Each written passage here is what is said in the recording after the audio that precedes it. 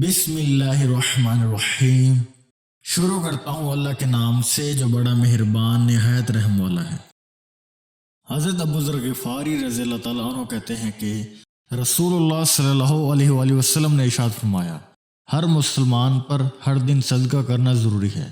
لوگوں نے کہا، اے اللہ کے رسول صلی اللہ علیہ وآلہ وسلم، ہمارے پاس اتنا مال کہاں ہے کہ ہر روز صدقہ کریں؟ آپ صلی اللہ علیہ وآلہ وسلم نے فرمایا کہ صدقہ کرنے اور ثواب حاصل کرنے کے بہت ذرائع ہیں، صرف مال ہی نہیں، سبحان اللہ، الحمدللہ، اللہ اکبر اور لا الہ الا اللہ پڑھنا بھی صدقہ ہے۔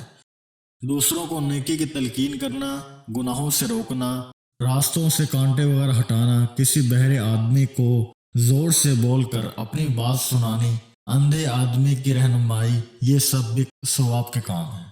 آدمی کو اس مقصد کے سلسلے میں رہنمائی کرنا اور مصیبت زدہ فریادی کی مدد کے لیے دوڑنا بھی صدقہ ہے۔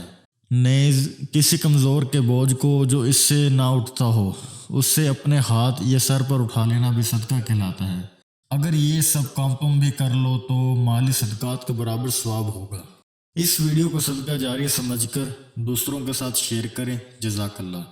اس طرح کے مزید اسلامک ویڈیوز کو دیکھنے کے لیے آپ ہمارے چینل اسلامک دو انفو کو سبسکرائب کریں تاکہ آپ کے پاس ہمارے نئے آنے والے ویڈیوز کا نوٹیفیکیشن بر وقت ملتا رہے۔